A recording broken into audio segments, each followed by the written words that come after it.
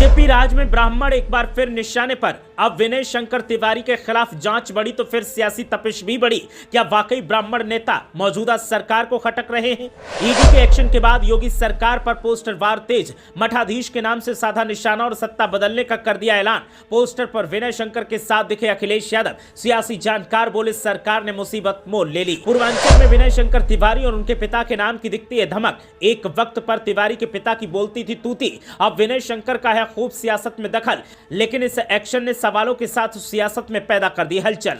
ED के एक action ने उत्तर प्रदेश में ठाकुर बनाम ब्राह्मण राजनीति को जन्म दे दिया है और एक बार फिर विकास दुबे एनकाउंटर के बाद उठे सवालों को नया रंग देने की कोशिश की जा रही है। दावा किया जा रहा है कि मौजूदा सरकार को ब्राह्मण नेता खटक रहे हैं और इसीलिए विनय शंकर तिवारी को निशाने पर लिया गया है और उनके खिलाफ जांच तेज कर दी गई है। तो वहीं दूसरी तरफ अब मामले में पोस्टर वार भी तेज हो गया है और हाथा में ऐसे ऐसे पोस्टर लगाए गए हैं जिससे महसूस होता है कि ईडी वाली ये जांच सरकार के इशारे पर करवाई गई है और इसीलिए सपा के राष्ट्रीय सचिव विनय शंकर तिवारी की ईडी जांच और गिरफ्तारी के बाद राजनीति गर्मा गई है। बैंक के डिफॉल्टर और मनी लॉन्ड्रिंग के मामले में गिरफ्तार किए गए विनय शंकर तिवारी को लेकर ब्राह्मणवाद की राजनीति और सपा अध्यक्ष अखिलेश यादव और यूपी कांग्रेस अध्यक्ष अजय राज को चिल्लूपार से बीजेपी विधायक राजेश त्रिपाठी ने आड़े हाथों लिया है। उन्होंने तिवारी हाथा परिवार पर गंभीर आरोप लगाते हुए सोशल मीडिया साइट पर पोस्ट किए गए वीडियो में तिवारी परिवार को माफिया परिवार बताया है। उन्होंने यहां तक कह दिया कि हाथा परिवार को वे शुरू से अपराध की यूनिवर्सिटी कहते हैं। उन्होंने आरोप लगाया कि एक ही जमीन पर कई बार बैंक से लोन लेकर उसे दूसरी जगह इन्वेस्ट कर दिया गया। मनी लॉन्ड्रिंग कर रुपए को हवाला के जरिए विदेश भेज दिया गया है। आरोप है कि उन्होंने बैंक ऑफ इंडिया के लिए किए गए तकरीबन 750 करोड़ के लोन में गड़बड़ी की है। मामले में उनके करीबी अजीत पांडे को भी गिरफ्तार किया गया है। गिरफ्तारी के बाद से तिवारी लगातार चर्चाओं में बने हुए हैं। कभी उनके पिता बाहुबली नेता पंडित हरिशंकर तिवारी का पूर्वांचल में सिक्का चलता था। वो प्रदेश सरकार के 5 मुख्यमंत्रियों के कार्यकाल में कैबिनेट मंत्री रहे थे। बता दें कि बैंक फ्रॉड मामले में मनी लॉन्ड्रिंग के आरोप में ईडी ने पूर्व विधायक और सपा नेता विनय शंकर तिवारी को गिरफ्तार किया है। साथ ही उनकी पत्नी रीता तिवारी, पार्टनर अजीत पांडे, अजीत के बेटे समेत अन्य के खिलाफ शुक्रवार को चार्जशीट दाखिल की गई।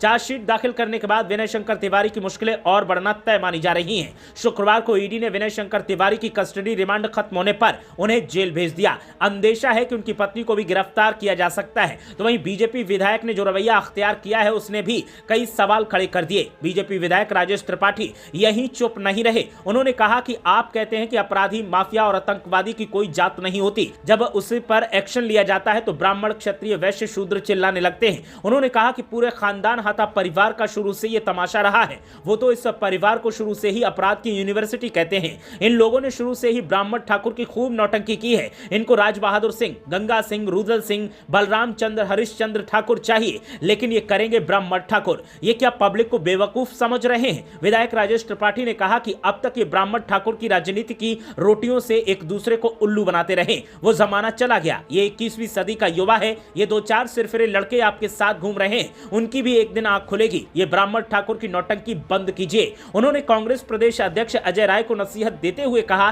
कि वो उनसे कहना चाहते हैं कि कहां अचानक आपको याद आ गया। आप भी अपनी राजनीति की रोटी सीखने के लिए वहां पहुंच गए। आप कह रहे हैं कि जेल भेजकर ईडी पैसा वसूल करेगी, लेकिन ऐसा कुछ भी नहीं है। जिन लोगों ने गुनाह किए हैं उनके गुनाहों की फाइल खुलेगी और जब फाइल खुलेगी तो उनके खिलाफ एक्शन भी लिए जाएंगे और जब एक्शन लिए जाएंगे तो फिर इस तरीके के लोग सामने आकर जमकर हो हल्ला करेंगे। लेकिन ना तो जांच एजेंसी इस हो हल्ला से प्रभावित होगी और न जांच इससे प्रभावित होगी। जिसको जो करना है वो कर ले, लेकिन जिस तरीके से जांच शुरू हुई है वो पूरी होकर रहेगी और आने वाले वक्त में दूध का दूध, पानी का पानी हो जाएगा। फिलहाल जो स्थितियां दिखाई दे रही हैं वो स्थितियां अलग हैं और इन स्थितियों के माकूल सरकार और जांच एजेंसियां काम कर रही हैं। इसमें अगर विरोधी दल आवाज उठा रहे हैं, विरोधी दल विरोध कर रहे हैं तो इसमें उनका नुकसान हो रहा है। इसीलिए वो चीख चिल्ला रहे हैं और बौखला रहे हैं, लेकिन जांच एजेंसियां उनकी बौखलाहट को नजरअंदाज करके जांच पूरी करेंगी और विनय शंकर तिवारी ने जो गुनाह किए हैं उनकी सजा विनय शंकर तिवारी को मिलकर रहेगी। एक तरफ ईडी की जांच, दूसरी तरफ समाजवादी पार्टी और कांग्रेस के आरोप और तीसरी तरफ बीजेपी विधायक का इस तरह से खुल्लम खुल्ला एक्शन पर अपनी प्रतिक्रिया देना कई सवाल खड़े करता है। और सवाल इस बात का है कि क्या वाकई सरकार के इशारे पर ब्राह्मण नेताओं को निशाना बनाया जा रहा है या फिर दाल में कुछ और है। देखना यह होगा कि नतीजा निकल कर सामने क्या आता है। Bureau report media.